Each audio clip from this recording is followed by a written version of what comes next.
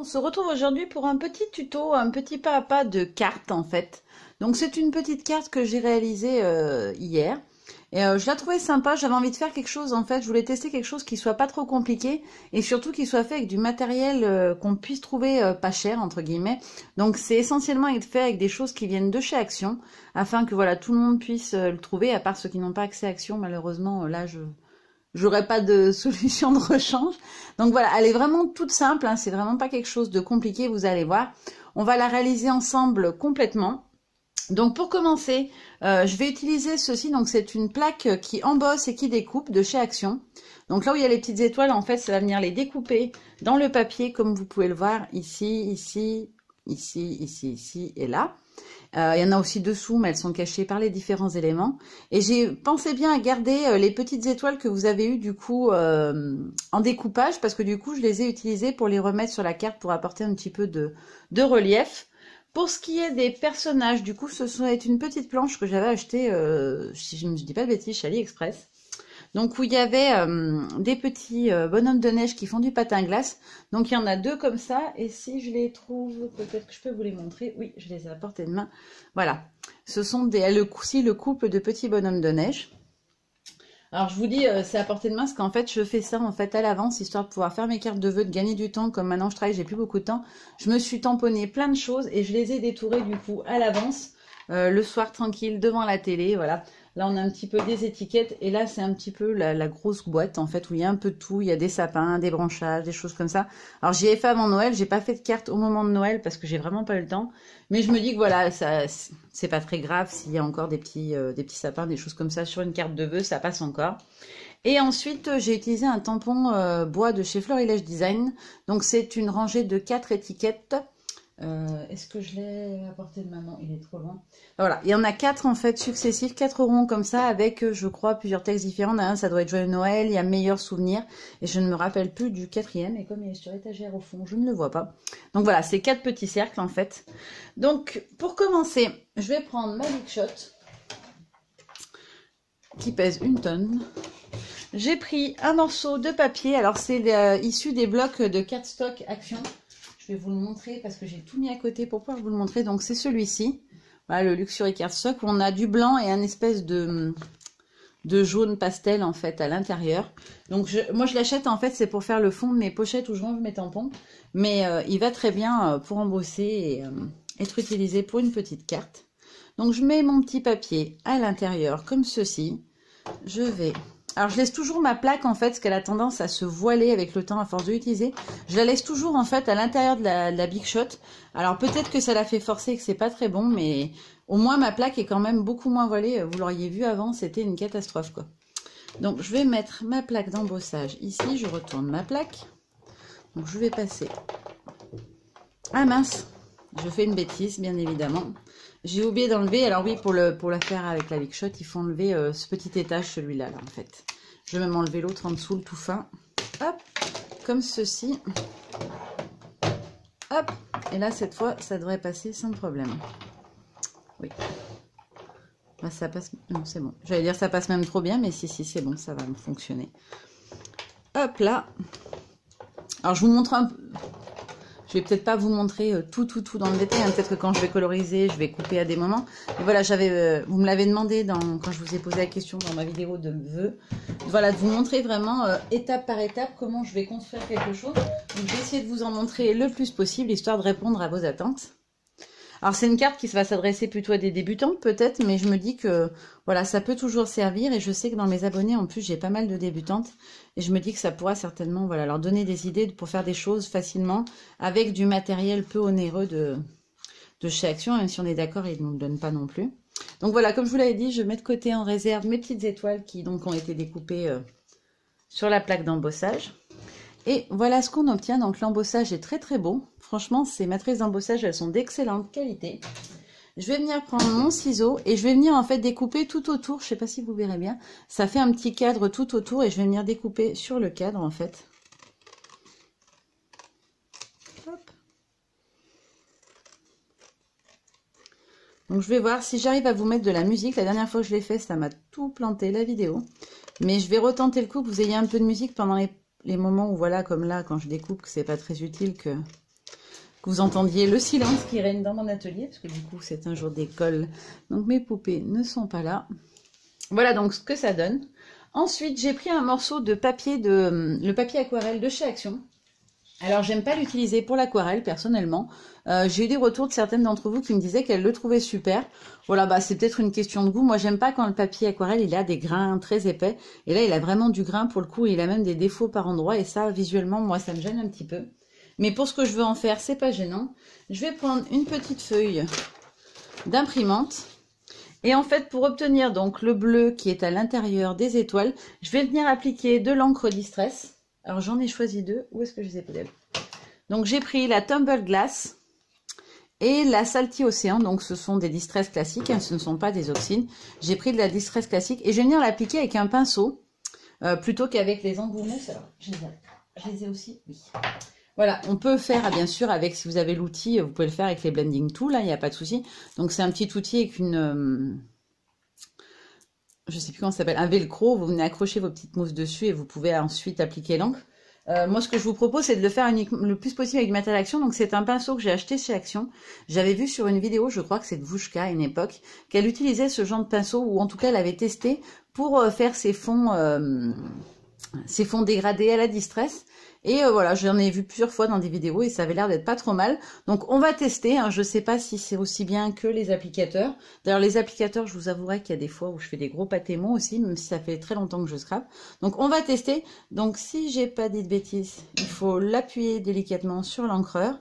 Et on vient toujours de l'extérieur du coup vers l'intérieur pour appliquer l'encre, hein, comme avec le blending tool. Alors après il y a aussi... ça fait ressortir les grains, c'est ce que je vous disais dans ce que le fait que j'aime pas trop les papiers qui ont un grain trop épais, c'est que du coup on voit tous les petits effets de relief du papier aquarelle qui ressortent. Et ça c'est quelque chose qui moi visuellement m'embête un peu. Donc je vais d'abord commencer par appliquer le plus clair. Alors c'est un bleu très très clair hein, le Tumble Glass, je vous le dis tout de suite. C'est normal si vous le voyez pas beaucoup. Alors j'ai fait une petite tache tout à l'heure en sortant mes encres, mais c'est pas grave parce qu'à cet endroit là il n'y a pas d'étoile, donc ça ne sera absolument pas gênant.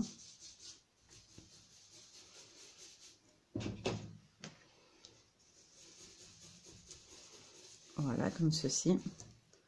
Donc pour le clair, je trouve que c'est plutôt pas mal. Je vais regarder où tombent les étoiles pour voir si j'en ai mis au moins à des endroits où il y a les étoiles. Pas spécialement. Alors d'ailleurs, je l'ai pas fait, je l'avais fait très attention sur la première à ne pas dépasser du cadre. Là, j'ai dépassé un petit peu sur les côtés, mais je trouve pas ça gênant. Au final, je trouve pas ça trop désagréable, donc je vais le laisser. J'aurais pu le refaire, mais voilà, c'est pas utile. Je trouve que ça fera joli. Comme de toute façon, après, je vais faire un contour en couture, voilà, je trouve que ça passe pas mal. Et ensuite, je vais venir prendre donc celle qui est la plus foncée, donc qui est la Salty Océan.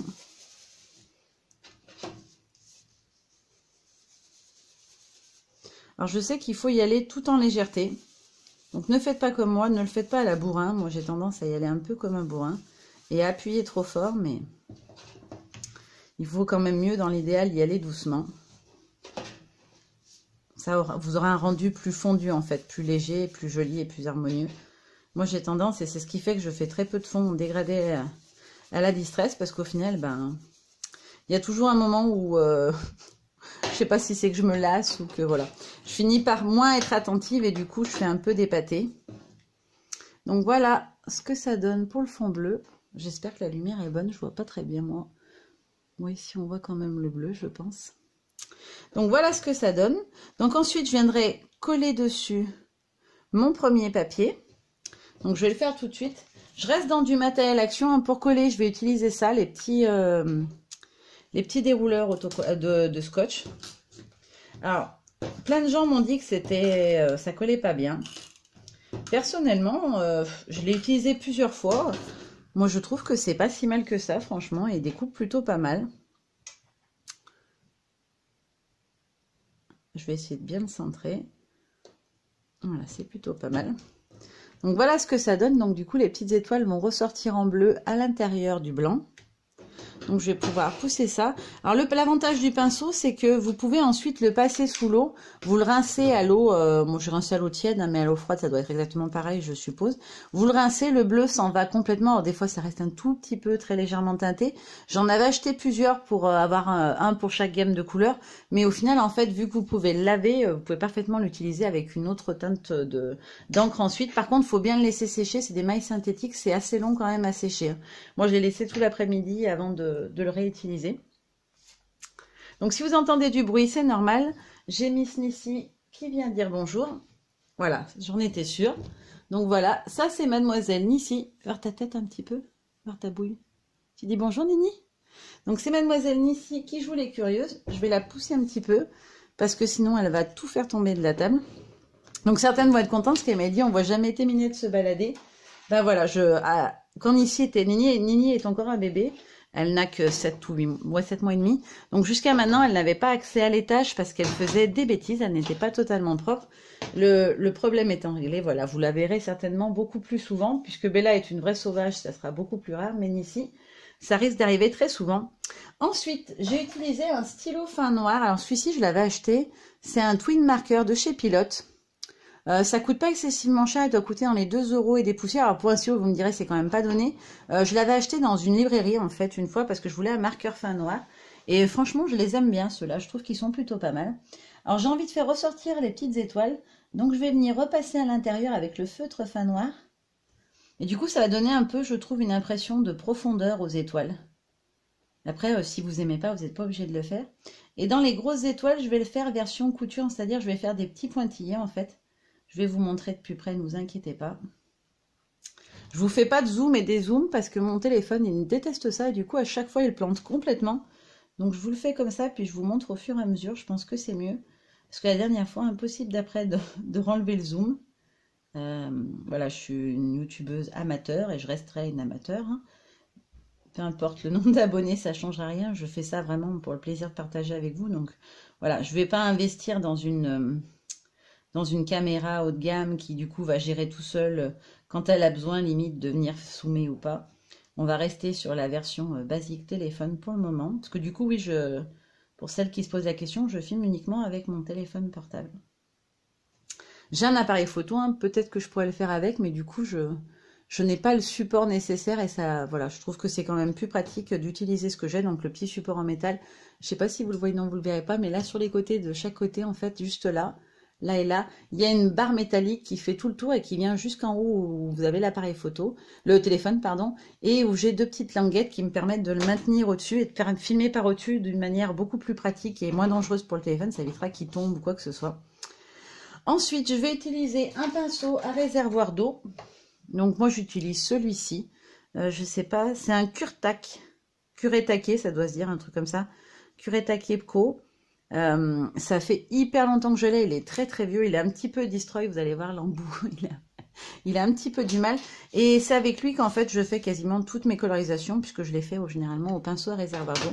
Alors je prends toujours un petit sopalin pour dégorger le restant de couleur avant de passer à la suivante. Donc je teste toujours pour voir s'il y a bien de l'eau qui arrive, parce que sinon ça va pas faire un joli rendu. Et en fait je vais venir coloriser mes petits bonhommes de neige. Donc pour leur donner un petit peu de couleur, que ça soit moins blanc sur blanc, je vais appliquer un gris. Alors c'est le Ice Spruce. Je vais l'appliquer, mais je vais essayer d'être très très légère au niveau de la quantité, juste pour que voilà, ça donne un petit peu de couleur au bonhomme de neige, mais sans non plus l'affadir complètement en le rendant voilà terne et trop grisâtre. Voilà, juste comme ça, très très léger. Alors j'ai oublié les petites jambes. Voilà, donc je sais pas si on va arriver à le voir à la caméra, mais voilà, ça permettra qu'en fait il ressorte et qu'il tranche un petit peu sur le blanc, qu'il soit pas non plus blanc sur blanc. Voilà, je sais pas si ça va bien se voir. Donc je vais faire pareil sur le deuxième, comme ceci.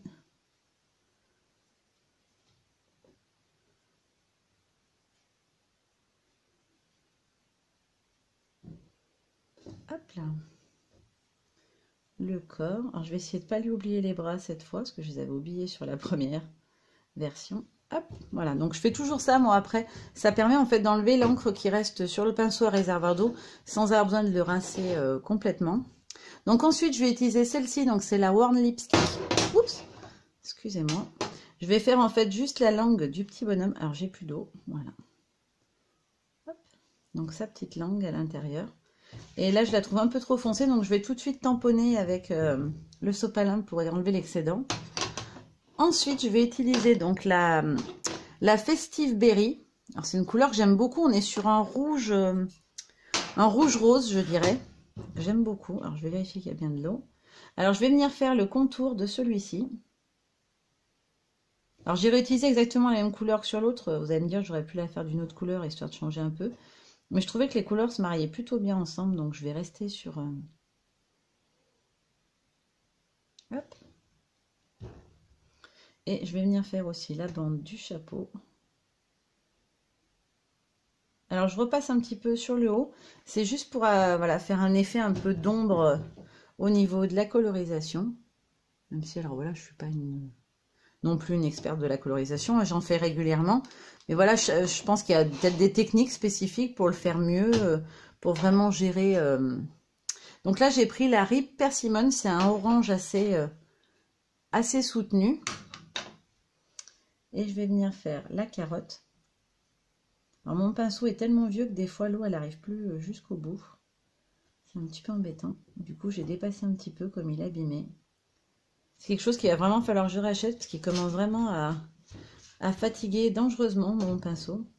J'en ai un autre, mais c'est une pointe... là, c'est un M, je crois. Il doit y avoir S, M et L. J'ai le S, mais je trouve qu'il est vraiment trop fin. Ça fait des traces, je trouve, quand on l'applique. Et j'ai aussi la version L, et je le trouve trop large. Donc, il faudrait vraiment que j'en retrouve un de ce gabarit-là. Il me semble que j'en ai un quelque part de chez... Carabelle Studio, mais j'aime pas en fait je sais pas comment expliquer quand j'encre avec, j'aime pas le rendu, je sais pas, je trouve que ça fait pas pareil qu'avec celui-là. Donc je vais essayer de le retrouver, mais je suis pas sûre qu'il soit encore vendu parce que franchement je dois l'avoir depuis 8 ans si je dis pas de bêtises au moins. Donc déjà c'est gage que c'est de la bonne qualité hein, parce qu'il est encore vivant 8 ans après et je peux vous dire qu'il a vraiment beaucoup servi. C'est vraiment le cas de le dire. Il me sert quasiment toutes les fois où je scrape parce que j'aime bien coloriser les quelques éléments. Donc je blablate. Et voilà, mes petits bonhommes avancent. Donc voilà ce que ça donne pour l'instant. Je vais ensuite prendre le bleu, donc le Salty, parce que l'autre est vraiment trop clair. Et je vais venir apporter un petit peu de couleur sur mes petits bonhommes. Alors là, je vais faire comme j'avais fait sur l'autre. Je vais apporter un peu de bleu sous les semelles. Comme ceci. Ça devient vraiment pas pratique, les poils ils partent dans tous les sens. Hop.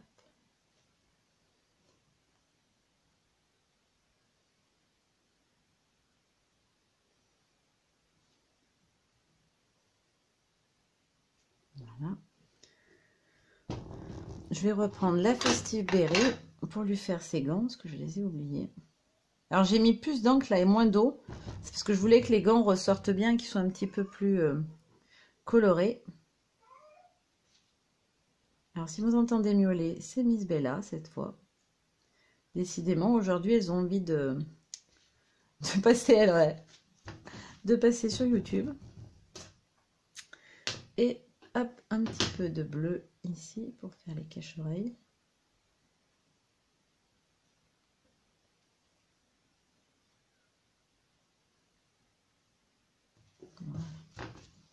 Bon, alors, mes colorisations sont sûrement pas parfaites. Hein. Voilà, c'est histoire de pas prendre trop de temps non plus, de pas trop m'appliquer non plus, parce que sinon la vidéo elle va durer de plomb. Donc je vais le mettre ici, celui-là, il va aller par ici. Et j'ai oublié de coloriser l'intérieur de l'étiquette.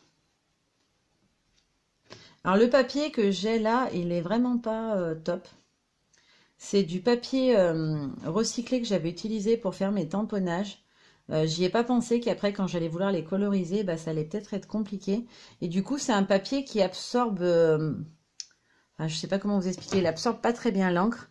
Et du coup ça a tendance à baver un petit peu et à voilà, faire des taches au moment où on applique l'encre. J'espère que ça sera visible. Mais bon, c'est pas dramatique, mais ça m'embête un peu. J'aime bien quand c'est nickel. Je vais mettre un petit peu d'eau ici. Ça m'embête que le rouge est débordé. C'est ce papier-là qui, voilà, il pompe. Voilà, c'est ça donc je cherchais. Il pompe vraiment l'encre. Et du coup, c'est un petit peu embêtant des fois. Mais bon, on fait avec. Hein, j'ai fait avec du papier, voilà, avec du matériel action pas cher. Et voilà, des fois, c'est un peu moins bien que si j'avais fait avec du papier aquarelle haut de gamme. Mais au moins, c'est accessible à toutes les bourses. Ensuite, je vais venir prendre quelques-unes des petites étoiles. Donc, ce sont les petites étoiles qui restaient de la découpe. Donc, je vais les poser sur mon papier, comme ceci. Et je vais venir les coloriser. Donc, je vais utiliser mon pinceau à réservoir d'eau. Et je vais venir prendre de l'encre. Alors non, j'ai pas pris la bonne. J'ai pris le bleu très très clair, donc on va pas voir. Alors, je vais pas mettre beaucoup d'encre. En fait, comme j'ai mis beaucoup d'eau, là, j'ai envoyé plein pot l'eau avec le pinceau. En fait, je vais venir en mettre juste au milieu et que ça fuse un petit peu sur l'étoile. Comme c'est un papier très lisse, bah, ça coule. Voilà, comme ceci.